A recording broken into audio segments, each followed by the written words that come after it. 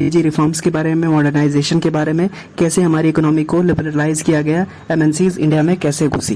तो सबसे पहले जानते हैं व्हाट इज लिबरलाइजेशन।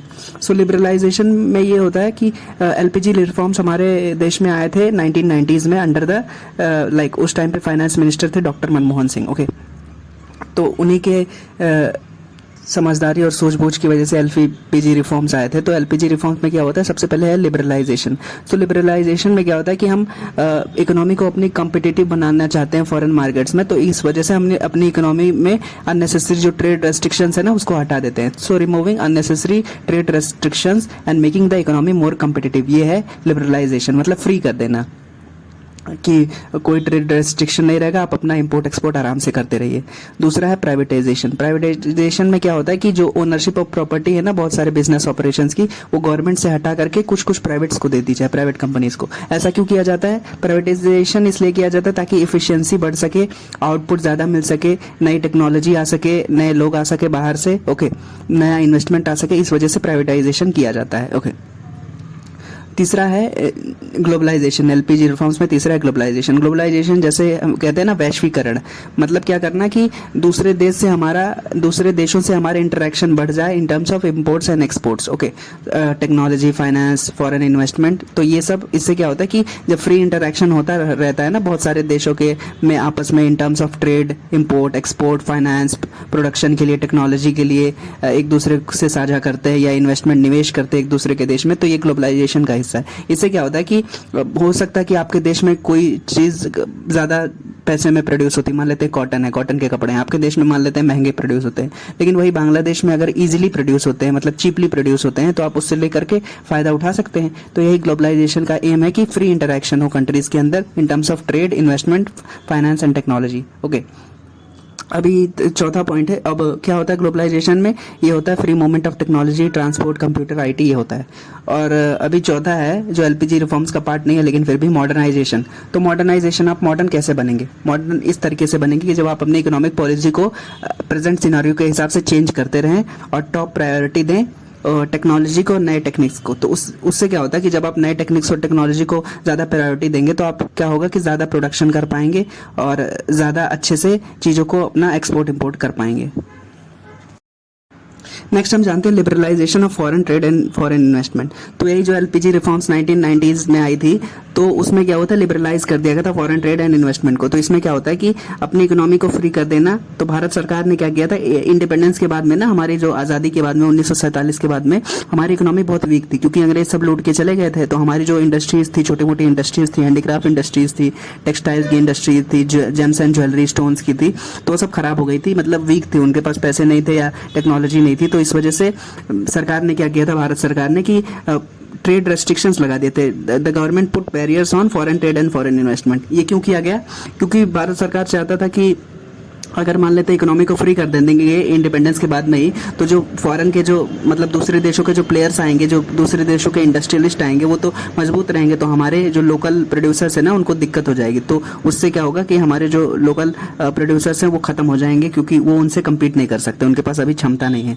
तो जब क्षमता हो गई तो सरकार ने 1990 के दशक में ये लिबरलाइजेशन, एलपीजी रिफॉर्म्स लाया। तो उसमें फॉरेन ट्रेड और इन्वेस्टमेंट को लिबरलाइज कर दिया गया, फ्री कर दिया गया, ताकि आप आराम से इंपोर्ट कर सके, एक्सपोर्ट कर सके और फॉरेन कंपटीशन का हिस्सा ले सके, मतलब दूसरे देशों के साथ सेम गुड्स के लिए कम्पीट कर सके कि हम बेचेंगे, हम कम पैसे में बेच सकते हैं। Okay, so the Indian government after the independence put barriers on foreign trade and investment. Okay, so to protect producers from foreign competition, वही जो मैंने अभी बताया। तो newly born industries were coming up and they were unable to compete with the MNCs. तो इस वजह से किया गया और 1990s में लिबरलाइज किया गया अपनी इकोनॉमी को कॉम्पिटिटिव बनाने के लिए फॉरेन मार्केट्स में, ओके, इंटरनेशनल मार्केट्स में। अभी जानते हैं कि हमारे देश में एमएनसीज जो कि मल्टीनेशनल कॉर्पोरेशंस है कैसे घुसी। तो मल्टीनेशनल कॉर्पोरेशंस वो देश कंपनीज होती हैं जिनका अपने देश को छोड़ करके भी एक दो और ज्यादा देशों में, एक देश या उससे ज्यादा देशों में ऑपरेशन चालू रहते हैं। मान लेते हैं जैसे एसेंचर कंपनी है, तो वो मान लेते हैं आयरलैंड की कंपनी है, ओके, लेकिन आयरलैंड को छोड़ करके बाकी बहुत सारे देशों में उसका ऑपरेशन चलता है, कंपनी चलती है। तो इस वजह से उसे एमएनसी कहेंगे कि मतलब अपने देश में तो काम करेगी ही, लेकिन साथ ही साथ जहाँ पे उसका हेडक्वार्टर है और साथ ही साथ और भी देशों में उसका ऑपरेशन चलेंगे, धंधा चलता रहेगा। तो उन्हीं लोगों को कहते हैं उन्हीं कंपनीज को कहते हैं मल्टीनेशनल कॉर्पोरेशंस। तो मल्टीनेशनल कॉर्पोरेशंस हमारे देश में कैसे घुसी? तो 1991 के बाद में, post 1991, the barriers to foreign trade and investment were removed. तो रिमूव कर दिया गया ताकि इकोनॉमी हमारी फ्री हो सके। तो उसकी वजह से क्या हुआ कि हमने बैरियर्स हटा दिए, लिबरलाइज कर दिया, अपनी इकोनॉमी को फ्री कर दिया। तो इसकी वजह से businesses were allowed to take their decisions in terms of imports and exports. उनको क्या एक्सपोर्ट करना है, कितना एक्सपोर्ट करना है, कितना इंपोर्ट करना है, मतलब सरकार इसमें दखल अंदाजी नहीं करेगी। आप आराम से इंपोर्ट एक्सपोर्ट करते रहिए, बिजनेस करते रहिए, फायदा उठाइए और अपनी इकोनॉमी को बेहतर बनाइए। Okay, so taxes on import is an example of trade barrier. मतलब पहले क्या होता था कि सरकार ने ट्रेड बैरियर लगा दिया था ना, कि मतलब बाहर से कोई गुड्स आती थी तो उस पर ज्यादा टैक्स लगा दो। तो इसकी वजह से क्या होगा, वो चीजें जो बाहर से आ रही है, बाहर देशों से आ रही हैं, वो हमारे देश में महंगी हो जाएंगी। तो जब हमारे देश में कोई चीज महंगी हो जाएगी तो हम उसको थोड़ी ना प्रेफर करेंगे। जो हमारे लोकल जो प्रोडक्शन, जो लोकली चीजें प्रोड्यूस हो रही हैं, जो बाकी उसके मुकाबले सस्ती हैं, तो हम उसको खरीदेंगे। तो लेकिन 1990 के बाद में ये हटा दिया गया, ट्रेड बैरियर्स हटा दिए गए कुछ हद तक। तो taxes on import is an example of trade barrier, tax on imports is an example. तो ये हटा दिया गया। तो इसकी वजह से क्या हुआ ना, मतलब बहुत हद तक हटा दिया। तो इसकी वजह से हमारी इकोनॉमी फ्री हो गई। मतलब बाहर देश के भी चीजें यहाँ पे आके बिक सकती हैं, आराम से बिक सकती हैं, और हमारी भी देश की चीजें बाहर एक्सपोर्ट हो सकती हैं, फॉरेन मार्केट्स में कम्पीट कर सकती हैं। ओके, अभी जानते हैं वर्ल्ड ट्रेड ऑर्गेनाइजेशन के बारे में। तो वर्ल्ड ट्रेड ऑर्गेनाइजेशन एक इंटरनेशनल बॉडी है। सो वर्ल्ड ट्रेड ऑर्गेनाइजेशन में जैसे इंटरनेशनल ट्रेड को फैसिलिटेट करने के लिए इसका निर्माण हुआ था। ओके, सो इसके पहले जो था general agreement on trade and tariff, इसके पहले वो था इंस्टीट्यूशन। तो 1995 के बाद में उसका नाम चेंज करके वर्ल्ड ट्रेड ऑर्गेनाइजेशन रख दिया गया। Okay, so world trade organisation ये इंटरनेशनल ट्रेड को फैसिलिटेट करता है कि मतलब प्रॉपर स्टैंडर्ड्स फॉलो हों। और इसके अंदर वर्ल्ड ट्रेड ऑर्गेनाइजेशन के अंदर 160 या 165 से ज़्यादातर, उससे और ज़्यादा कंट्रीज़ हैं इन टर्म्स ऑफ नंबर। तो ये क्या इंश्योर करता है, वर्ल्ड ट्रेड ऑर्गेनाइजेशन का मतलब क्यों बनी है, मतलब इसका यूज़ क्या है? तो इसका एम यही है कि it wants to conduct international trade among its member countries with a fair deal. मतलब ट्रेड हो जो फेयर हो, मतलब अनफेयर ट्रेड प्रैक्टिस कोई ना करे। ओके, ऐसा ना करे कि अपने देश में कोई चीज़ सस्ती मतलब महंगी उसकी प्रोडक्शन हो और दूसरे देश में डंप कर दें, और इसकी वजह से अनफेयर ट्रेड हो जाए। तो जहाँ पे वो डंप कर रहा है चीज़ों को, अपने गुड्स को, वहाँ पे वो मतलब उसका लोकल मार्केट तबाह हो जाए। तो ये सब ना करे, अनफेयर ट्रेड प्रैक्टिसेस को ना होने दे। तो ये एक स्टैंडर्ड मेंटेन करता है। तो इसका ये भी हुआ कि establishing rule based trade regime, मतलब जो ट्रेड हो वो रूल बेस्ड हो, फ्री फ्रॉम आर्बिट्री रेस्ट्रिक्शंस। जैसे कि आप फालतू में ट्रेड बैरियर्स ना लगाएं, फालतू में ट्रेड रेस्ट्रिक्शंस मत लगाएं, फालतू में कोटा मत लगाएं कि हम इतना ही लेंगे, इससे ज़्यादा नहीं लेंगे।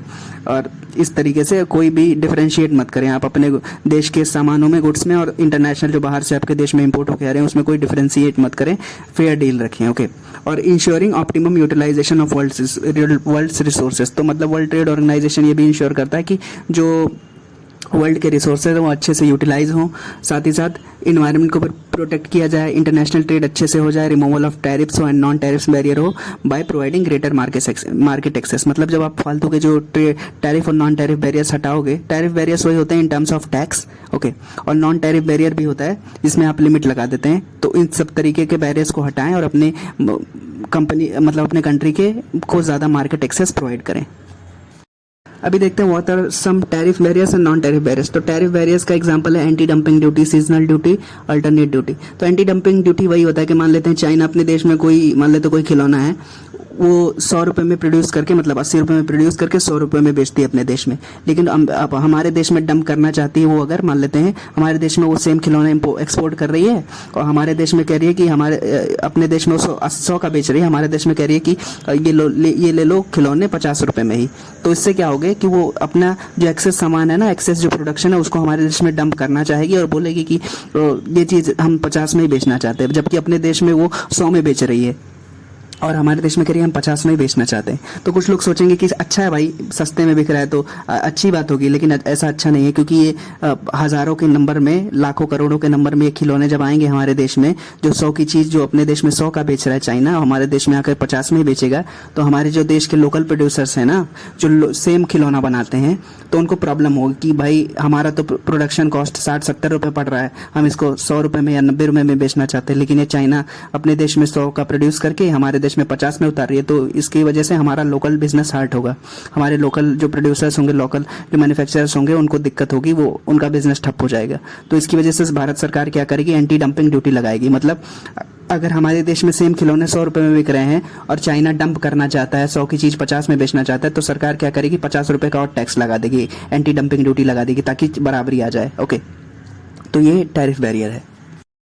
अब यहाँ कुछ नॉन टैरिफ बैरियर्स देख लेते हैं। तो नॉन टैरिफ बैरियर्स हैं जैसे कि quota, technical and administrative regulation, import licence. तो ये टैरिफ बैरियर में हम क्या करते थे, टैक्स लगा के रोक देते थे बाहर के कॉम्पिटिटर्स को। लेकिन ये नॉन टैरिफ बैरियर्स में हम टैक्स नहीं लगाएंगे, लेकिन कुछ लिमिट लगा देंगे।